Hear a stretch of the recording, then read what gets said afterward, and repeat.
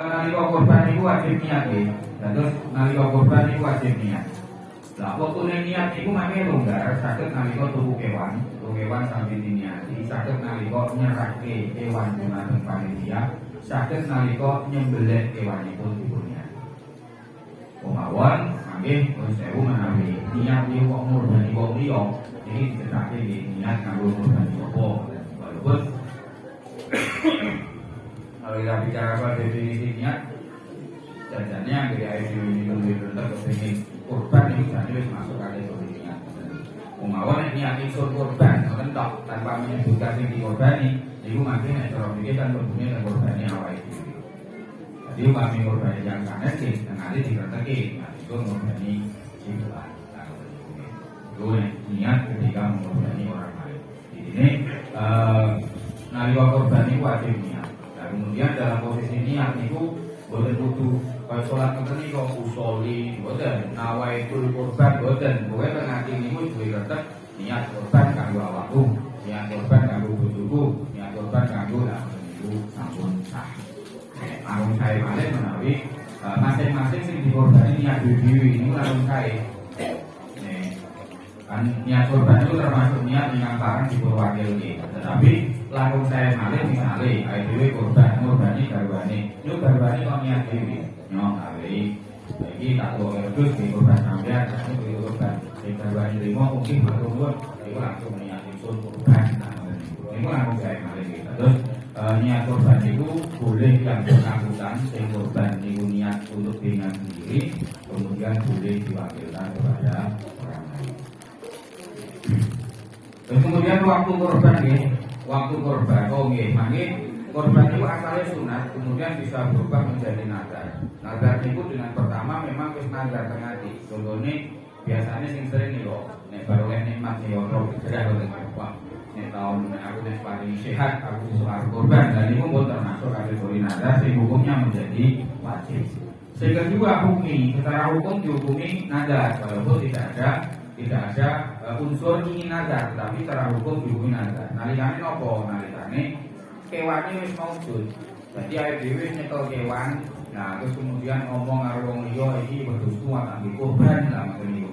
Niku dihukumi nazar, nazar hukmi. Walaupun sebagian ulama ketika ini jawab pitakon ini wong ora lebu nazar, tapi sebagian yang lain mengatakan meskipun jawab pitakon ini wong itu termasuk kategori nazar. Nek barane wis maujud, wis nyekel kewane lah bener ngomong. Nek ke kumpulan-kumpulan rencana kurungan korban iki dari lebu nazar iki. Rebukan iki yo melu korban sapi, kurungan di korban sapi, nah itu rebukan sampai KPD itu belum masuk kategori nazar. Jadi nazar itu contohnya kan ada hadiji, berarti posisi wedhuse, posisi kewan itu pun maujud. Jadi dituku. Nah, itu mangke berubah menjadi nazar. Jadi wajib hukumnya gitu. Makanya perbedaannya, itu makanya perbedaan wajib kali sunat pripun nek sunat, itu makanya boleh mengambil sebagian saking hewan korban untuk dimakan yang berkorban maupun keluarga yang ditanggung nafkahnya. Tetapi nek lebu nazar korban nazar, itu makanya ora oleh itu 14 kabeh kudu di sedekahke. Itu perbedaan pun. Kemudian waktu menyembelih korban itu mulai ini tanggal 10, tanggal 11, tanggal 12, tanggal 13 besar. Kemudian mulainya sesudah selesai sholat Idul Adha, terakhir niku sakderenge mancing maghrib tanggal 13 besar. Itu waktu penyembelihan. Waktu pembagian daging nggak ada batasan. Pembagian daging bukan batasannya, tetapi waktu penyembelihan ini itu yang dibatasi. Jadi misalnya nuwun sewu nggih, dilalah oleh rentak korban itu tanggal 13. Terus nyembelih wis barasar, ini kan boten mungkin dibagi tanggal itu kan boten mungkin. Niku misalnya sehingga dibagi niku tanggal 14 niku sah-sah mawon. Jadi yang ada batasan tanggal itu tanggal penyembelihan. Tanggal pembagian daging niku boten wonten batasan. Terus kemudian hewan yang sah dipun damel korban menawi korban unta niku maksimal 7 orang. Maksimal nggih. Boten harus 7 orang.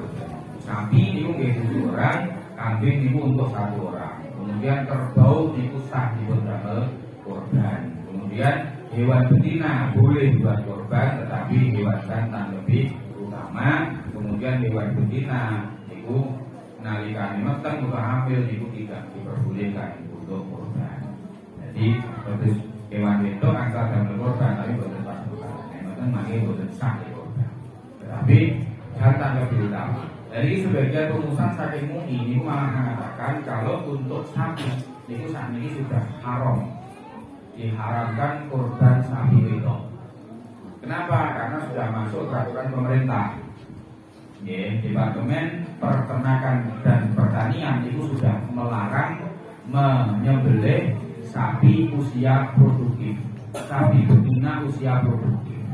Nah, sehingga nek umpama rumusan dari MUI itu mengatakan nek ana wong korban kok sapi wedok usia produktif niku pun boten sah karena sudah melanggar aturan negara. Tapi kalau usia yang tidak produktif pasti sah karena yang dilarang negara itu adalah usia produktif. Mergo napa? Mergo wonten aturan dalam fikih hukmul imam yarfa'ul khilaf. Jadi hukum dari pemerintah itu nanti akan menghilangkan khilafiyah yang ada. Itu rumusan dari ini. Dan di Indonesia itu nek awake dhewe nek korban sapi usia produktif ojo sapi wedok karena itu dilarang negara. Bahkan peraturannya itu mengatakan nek konangan itu bisa dipidanakan. Minimal ada denda. Itu peraturan nih peraturan wong-wong. Sing jelas awake dhewe to hati-hati korban sapi wedok. Bahkan masalah lanang wedok itu wonten rumusan. Orang ulama yang mengatakan sapi atau hewan kurban itu malah sing paling utama itu wedok tapi manjel. Nah, alasannya nopo daging ibu. Bahkan hewan lanang itu nggih, hewan lanang niku sing paling apik niku hewan lanang sing wis tuwa tapi durung tau nggawe babar. Alasannya saya kok tadi semakin sering dia ngawin saya atos. Saya atos. Dia kata ni rumusan ini. Rumusan dia. Main dukung kok ini. Apa dia? Jadi tua tapi empuk nih. Itu hewan. Terus kemudian hewan ikan sah dipun damel korban. Juga hewan yang benar-benar sehat. Sehingga ada beberapa kategori yang boten sah damel korban. Pertama, hewan sing buta. Baik itu buta asal maupun boten buta katarak. Niku nek kewan ora boleh buta suka. Buta suka. Nah, ngoten niku mangke boten sah damel korban. Hewan sing pincang. Kami nggih terus kemudian hewan sing gering. Hewan sing keturunan. Keturunan. Jadi nek umum do seneng sing langsing. Tapi nek kewan kurban malah ora oleh langsing, malah kon sing nyemplung-nyemplung. Ya, dosin. Dosin terus.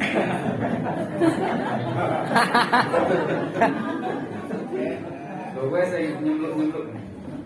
Yes. Gemuk tanda kemakmuran. Apa yang dilarang? Kowe kan nemu. Prinsipnya kowe kan nemu. Jadi bojomu berarti pinter le ngopeni. Kakak, aku seneng ngono. Nah, gitu. Sampai lemu lah itu pinter le ngopeni to. Nah, kira-kira lemu berarti sing ngopeni pinter. Nek guru berarti ra patek pinter. Gua bro anake.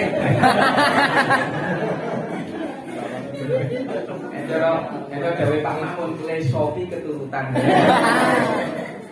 Dari Pak Makmun sing paling gede di pulau ini ana pakai teko dari apa nih? Terus kemudian kewan sing sebagian anggota tubuhnya terpotong nih. Contohnya kepotong kuping, potong lidahnya dan sebagainya. Tetapi ini enten kaul yang mengatakan agak longgar, tapi ini pun saya ini karena ini kelonggaran ini kita ambil dalam kondisi terpaksa mawon. Semua hewan itu boleh dijadikan korban. Jadi biasanya kalau pendet kau ini nalikane nih, nek cara fikih ngeten ini kalau kita bicara soal fikih. nalikane awake dhewe ngedunke kewan saka napa iku jenenge motor. Ngedunke kewan saka mobil kok sampai pincang mboten saged damel korban, Pak. Berat ae dhewe jenenge. Gitu. Asal niku berat ae dhewe. Lah sampai pitu kadung tuku selawe yuto ngedunke kurang hati-hati pincang ora sah damel korban. Niku nek cara fikih sing mazhur nggih. Nah dalam kondisi terpaksa ngoten niku ambil kaul sing doa. Kaul doa mengatakan semua hewan itu boleh digunakan untuk korban. Tapi sekali lagi ini kula aturi sebenarnya kaul doa itu akan diubah sebenarnya. Tapi kan memiliki bagian yang panitia. Jadi mungkin nek mengalami kejadian seperti itu harus boleh. Tetapi sekali lagi ini udah benar terpaksa nggih. Ojo sampai awake dhewe terus digo sembarangan kok aku berarti sok tak nom pasar tuh kewan sing pincang wae sing murah niku boten niku yang dipaksa. Kalau itu niku nek ora kepaksa terus niku. Ini nek ajeng golek yang benar-benar sehat. Oke, sehat sedengan orang keturunan. Nek kabeh wong ngarani kuru, iku berarti kan keturunan niku makin boten sah dipun damel korban. Terus kemudian hewan yang dugul, hewan yang dugul atau tanpa tanduk niku sah dipun damel korban, tetapi yang berangkat atau bertanduk niku tetap lebih utama. Jadi itu berarti apa yang Pak nggih? Ketika kita korban itu ada dua sisi ibadah dan sisi sedekah. Dari sisi ibadah itu yang utama itu kewan sing berangkat, sing sumune dawa, sing warnane putih. Itu dari sisi ibadah kita. Tapi kalau kita kosong-kosong nek karo dhewe syukur-syukur kita gitu ayo. Wah, itu larangan. Tetapi dari sedekah itu mungkin yang lebih gemuk itu lebih utama. Oke. Mula oke. Kewan itu sing paling utama nek damel korban nek terus nggih sing berangkat. Warnane putih. Sing kabeh wong nyawan seneng, terus kemudian lemu. Nah, ini lemu masuk perhitungan, berarti kan sedekahnya masuk. Karena nek kula pribadi ini melihat kondisi. Kalau kondisi di lingkungan kita niku kewan niku urung akeh sing korban, niku mending golek sing lemu. Walaupun mungkin orang berangkat. Walaupun mungkin warnanya orang putih. Karena kalau kita ambil dagingnya untuk dibagikan ke masyarakat. Tetapi untuk misalkan untuk di wilayah yang akeh wong do korban, itu yang paling baik sesuai dengan tuntunan korban yang disuangkan ke publik. Ya, kenyataan dengan harga yang sama, ini berangkat kali dugul, ini makin mesti lemu sing dugul. Dengan lemu yang sama, ini mesti larang sing berangkat. Dengan lemu yang sama, putih kalau belum ini mesti larang sing putih yang rebus. Nah, makanya oke. Terus kemudian hewan yang untuk korban poel atau belum poel tetapi dilihat dari usianya itu sudah masuk usia poel. Yang pertama sapi itu minimal 2 tahun. Poel itu 2 tahun. Kemudian yang kambing gembel itu minimal usia 1 tahun atau sudah poel. Kemudian yang kambing kacang atau Jawa itu minimal 2 tahun atau sudah poel. Kambing ketawa asal boten asal. Sopo ngerti orang sing korban kambing ketawa aja nunggu korban. Lumayan. Ini nek cara kula kambing ketawa siji karo wedhus telu milih wedhus, kambing ketawa siji karo wedhus loro milih wedhus loro. Nek regane ketawa sing apik karo gitu wedhus loro. Jangan itu wedhus telu. Kemudian hukum berkorban untuk orang lain nih. Hukum berkorban untuk orang lain untuk orang yang sudah meninggal. Itu ada 2 pendapat. Yang pertama, apabila sebelum meninggal wasiat korban ini semua ulama ittifaq sah.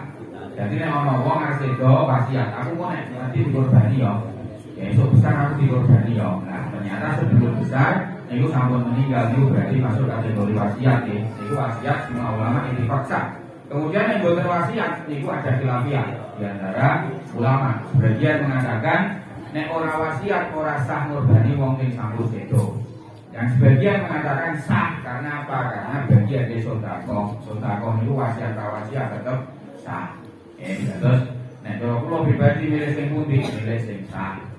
Jadi khilafiyah ini jadi nek jenengan miren, wah, wonten bahaya sing ngendikake nek ngurbani wong mati ora sah, niku memang benar. Karena ngurbani wong mati sing sebelum meninggal tidak wasiat niku memang khilafiyah di antara para ulama. Sebagian ketika ke ora sah, mergo korban walaupun sodako tapi tidak sama dengan sodako yang lain, ada ketertentuan tersendiri. Sebagian mengatakan tetap sah, tetap sah walaupun ora wasiat. Niku mangke kok iso khilafiyah itu ilmu usul yang berbicara. Ada sisi umum dan sisi khusus. Yang mengatakan tidak sah melihat dari sisi khususnya sebuah korban. Kalau kemudian yang mengatakan sah karena melihat sisi keumuman korban sebagai bagian dari sodako. Ini untuk meninggal, niku apabila wasiat niku semua ittifaq sah, apabila tidak wasiat khilafiyah. Ada yang mengatakan sah, ada yang mengatakan tidak.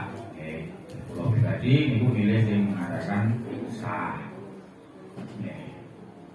Terus kemudian apabila ngorbani orang lain yang masih hidup, itu ada dua. Yang pertama, apabila orang yang nafkahnya ditanggung, itu ora perlu tarek, ora perlu izin. Bapak ngorbani putrane, itu misalnya boten perlu izin, langsung dikorbani sah. Tapi apabila yang bukan tanggungan nafkahnya, itu sah apabila diberi izin oleh yang bersangkutan. Jadi awake kepen ngorbani tanggane, dulure sing bendinane ora melu awake dhewe, dahare ora diopenge dhewe nafakoe, niku naik kedai izin rumiyin. Nek kalih sing bersangkutan diparengke sak kurbane mboten bersangkutan mboten sah. Nek ora sah dadi apa sedekah biasa. Tetap oleh ganjaran nih mboten ganjarane kurban, ganjaran sedekah biasa. Yo. Jadi bukan berarti sia-sia nih mboten nggih, tapi ora dadi kurban mboten. Kemudian arisan korban bagaimana hukumnya? Boleh dan sah. Ning mawon kedadipun ingat nggih, yang namanya arisan niku urunane dari awal sampai akhir kudu padha. Niku namanya arisan. Sehingga jenengan-jenengan sing mempraktekkan arisan hati-hati. Yang namanya arisan dalam fikih niku dari awal arisan yang sah niku arisan sing dari awal sampai akhir urunane padha. Sementara dalam korban ada masalah. Mergo nopo? Mergo biasanya pendak tahun regane kewan korban munggah. Bagaimana menyiasatinya? Menyiasatinya niku urunane tetep padha, terus mangke nek punjul utawa kurang niku urunane ditambah bareng-bareng sebagai iuran di luar urunan korban. Contohnya ngaten misale nih, urunan korbannya disepakati pendak tahun 500.000 umpama. Ternyata setelah lumpuh niku nek nggih tuku korban atau sapi sing lemune padha karo tahun ini niki kurang 500. Nggih pun 500 niku disepakati iki gandeng 500, ayo tambahi urunan meneh wong siji 20.000 dan iku boleh. Tapi urunannya tetap 500.000. Dan enggak boleh niku langsung digeblokke. Iki gandeng nek arep padha karo wingi sapine, kuwi saiki nek 500 kurang, ayo dhewe saiki arisane iurane dadi 500 selawe. Dan iku mboten sah nggih. Arisan. Oke. Ibu perbedaan arisan dengan iuran. Nah, iuran korban bukan masalah. Nah, iuran korban bukan masalah, setiap tahun berubah. Jadi baik arep ngecaki apa anane wis ayo urunan piro saiki urunan sak jutaan. Mlukuke nggih tuku sapi sak anane boleh. Tuku sapi dhisik, ngegas sapi dhisik, ayo dhewe tuku sapi sing rego piro iki? 20 yuta dibagi anggota iuran oleh piro-piro misalnya oleh 2 juta misalnya, bukan masalah kalau iuran korban. Kalau iuran korban setiap tahun berubah ya, bukan apa-apa. Tetapi kalau arisan korban harus sama iurannya. Kalaupun kemudian ada kekurangan supaya korban ini podo kalau tahun ini, niku mangke boleh, tapi disepakati di luar iuran arisan. Lalu niku bagi yang menjalankan arisan. Jadi dipun hati-hati meminta tambahan biaya supaya sapi nih podo karo tahun ini. Niku mangke harus di luar iuran arisannya. Arisannya tetap dari awal sampai akhir harus sama. Apa nggih? Terus kemudian yang lebih utama disembelih di sini sendiri, boleh disembelih di luar desa. Nah, ini masalah sembelihan ini, lho ngomong dibeleh kan dusun diambak. Ini angka dibeleh kan itu dusun. Pembagian dagingnya di sami, pembagian dagingnya nanti diambak. niku nggih sae, mangke sing longser nggih dusune dhewe, tetapi asal dusune jangan. Lah kenapa kok orang dusune dhewe kok oleh api? Keranten melu tuntunan sedekah niku sing paling utama pertama teng keluarga, kemudian setelah keluarga kecukupan teng tangga sing paling cedhak omahe, terus tangga sing rada aja omahe, terus keluar dari tempat domisili. Terus kemudian yang lebih utama disembelih sendiri ini boleh diwakilkan. Jadi yang paling utama dari apa nih? Maka berusaha belajar boleh mengambil korban dan belajar diri. Apabila diwakilkan disunahkan melihat ketika hewan sembelih. Jadi nek awake dhewe niku mboten saged nyembelih dhewe kemudian diwakilkan niki disunahke delok pas sembelih. Disunahke delok pas sembelih. Niku sing rawuh dibedhah nggih, nek dibedhah ya rasa. Kok daripada wah aku tak melu kesunatane wong korban delok, bar delok semaput. Lah malah repoti wong liya malah. Melodi. Nah, ngoten nggih. Terus kemudian pembagian hewan korban, korban wajib dibagi mentah. Wajib dibagi dalam kondisi dagingnya mentah. Apabila korban sunnah, yang berkorban boleh ambil sebagian dari korbannya. Jadi, kalau ataunya dia jadi sepertiga itu maksimal nih. Dalam fikih Syafi'iyah, itu maksimal orang yang berkorban boleh mengambil sepertiga dari hewan korbannya. Tapi sepertiga itu maksimal, bukan minimal gitu, bukan kewajiban. Ada beberapa dusun yang ketika kula dipun dawuhi dan ngaos sendiri kok tentang korban, itu ternyata ada yang memahami seperti ini kaya wajib.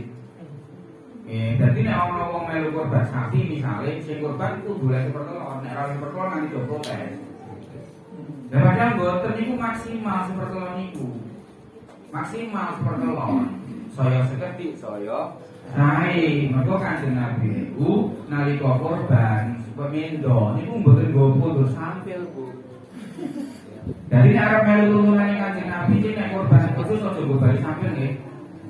Sing digo bali atine telung iris. Niku Kanjeng Nabi. Jadi Kanjeng Nabi niku namung telung iris itu bahasa 30-an nggih.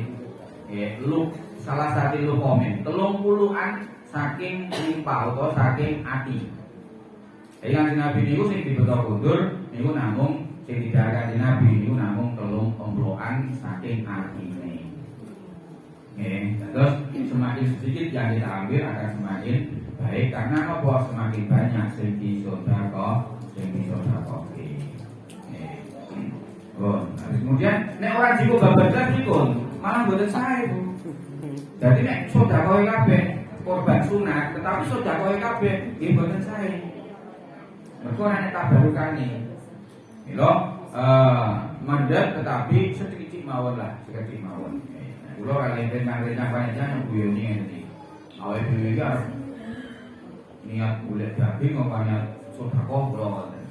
Niat sedekah yo sing sudah kowe sing akeh jadi kobari sithik wae. Tapi nek panjenengan arep golek daging yo karena melu korban yo kudu pasar wae. Oke to nek kudu pasar lah ngono akeh. Wah nek kok sakniki lho 1000 kurunan korban 3 kilo setengah, nek tuku nang pasar oleh pinten iki mana? Wah oleh 15 kilo kudus to. Mana melu korban malah mulai 5 kilo, 3 kilo. Nah, panjenengan pengen daging yo 2 kilo. Namun terus apabila korban nazar tidak diperbolehkan mengambil dari korbannya, semuanya harus disedekahkan. Karena sangat mudahnya korban sunnah menjadi korban nazar hukmi, maka sebagai kehati-hatian, alangkah lebih baiknya kalau panitia itu menyilang dari korban yang akan diberikan kepada yang berkorban. Jadi kalau panitia kan boleh mungkin meneliti satu persatu tiang sing korban. Kowe mau omong ora, kan oleh nawe mila nek kan iana nawe. Itu kan tuntunan pertama orang sing ngendikake niate ditambahi sunat. Niat ingsun korban sunat. Lah dengan kata-kata sunat tidak mungkin menjadi wajib. Kalau niate selalu sunat. Terus babagan niate. Kemudian babagan opongane ojo menyebut kata-kata korban. Karena permasalahan menjadi nazar hukum itu adalah menyebut kata-kata korban. Karena ketika mengatakan korban maka takyin hanya untuk korban, tidak bisa untuk yang lain. Maka menggunakan bahasa yang bisa ditafsiri dengan yang lain, tetapi niat yang dikorban. Tentu kok dicontohke nek ana wong takon, Ya, itu kon jawab atak sembelih so besar. Atak sodako so besar. Mergo napa? Kata-kata tak sembelih so besar itu multi tafsir. Bisa korban, bisa sodako biasa, bisa akikah. Atak sodako so besar ya multi tafsir. Lah nek multi tafsir ngoten niku mboten saged dadi nazar. Jadi tentang permasalahan yang menjadikan iki atak gawe korban, itu yang menjadikan nazar itu mergo nyebut korban itu wau. Sebab kalau sudah mengatakan korban maka namanya takyin. Takyin itu mengkhususkan. Tidak bisa digunakan untuk yang selainnya. Dan itu sih menjadikan sebagian ulama mengatakan menjadi nazar hukmi. Loh, makanya saya ini nek wis ana kewane, terus kemudian nek ana wong takon niku tuwa dijawab atak sebelah so besar. Itu untuk menghindari nazar hukmi. Tetapi sebagai panitia kan AD kan betul mungkin meneliti satu persatu. Lho nggih pengati-hati panitia niku mangke caranya disilang. Artinya napa? Misale kula kali Pak Bidin padha-padha korban wedhus siji. Niki mangke kula dapat bagian saka wedhuse Pak Bidin saya wedhuse nggih kula. Niki mangke pun boten masalah karena yang tidak diperbolehkan itu kan mengambil korbannya sendiri. Yang diberi korbannya orang lain boten napa-napa. Niku langkung saya. Wah, nek korbane sidok piye, Pak? Lah, nek korbane sidok ditampilkan dulu. Ditampilkan diwehi wong dhisik. Pak iki tak wehi. Apa senengane daging yo. Sing napa tampani? Nggih, yo tak tompo. Bare tompo diwehi sing korban yo tak wehi. Nah, ngoten niku. Itu pun sah karena napa? Sudah diambilkan orang lain dulu, kemudian baru diberikan kepada yang berkorban. Niku nek wedhus sing siji. Nek sapine siji piye? Diponto pintu to. Wong sing oleh pira? Oleh 2 kilo diponto pintu, dikai jeneng siji-siji, mangke disilang. Pak Fulan dikai bagiane Pak Fulana, lan misale ngoten. Niku nek wedhuse sapine sithik, sapine loro biasa juli-julan ya. Namun dia niku kehati-hatian panitia. Terus kemudian apabila korbannya nazar ya tidak boleh makan termasuk keluarga yang ditanggung nafkahnya. Boleh membagi daging setelah dikasih pemunaturaken. Kemudian korban hanya boleh diberikan kepada orang Islam. Nah sekarang bagaimana apabila sebuah lingkungan niku enten Islam enten non Muslim monggo rukun buyut pun menjadi kebiasaan untuk berbagi ngoten niku. Nah carane mangke niku wau ditampilkan niku wau. Jadi diwehi wong siji kemudian dari sing diwehi nembe disodakoke teng tiyang non Muslim mau. Nek dari panitia langsung atau dari yang berkorban langsung enggak boleh. Ditampilkan dulu, diberikan dulu. Mergo nek wis dari hak milik kita kan terserah mau kita apakan kan. Terus kemudian bagaimana dengan kulit dan sebagainya nggih. Panitia tidak boleh menjual kulit kepala atau kaki, karena panitia adalah wakil dari yang berkorban dan kewenangan sama dengan yang berkorban. Terus bagaimana kalau mau menjual, kami diberikan dulu kepada fakir miskin. Untuk masalah jual menjual hanya fakir miskin yang diperbolehkan. Korban itu boleh diberikan orang kaya dan orang miskin nggih, oleh kabeh. Tetapi nanti kewenangannya setelah menerima mboten sami. Kalau orang miskin itu bebas, arep didol ya oleh. Tetapi kalau orang kaya enggak boleh dijual, oleh ning disuguhke wong liya didariambak utawa disedekahke mentah. Enggak boleh dijual. Jadi mangke nek dilalah jenengan niku dijual 10 kilo so didol gitu. Tapi nek orang miskin boleh. Nah, sehingga karena panitia itu ora oleh adol ulang, maka nanti dari panitia diberikan kepada orang miskin. Nah, setelah itu si miskin tadi yang menjual. Lah sawise didol duwite terserah. Arep iki tuku berambe ya oleh, saudara wong liya ya oleh, dipek dhewe sing adol ya oleh. Ning lebare dinaune wong akeh. Nah, itu to ya. Salah sing nek. Mulane sing dipasrahi sing dhewe sing pengertian, sing dong. Nek ora dong terus go Bali mangke lah ya. Nah, tidak mungkin jadi namanya. Terus kemudian sampun nggih, kemudian boleh 1 ekor sapi sebagian diniati untuk korban, sebagian untuk akikah. Jadi nek ana wong korban sapi, wong 7 niku ora kudu kabeh korban. Misale sing 5 niki korban, sing 2 akikah niki angsal.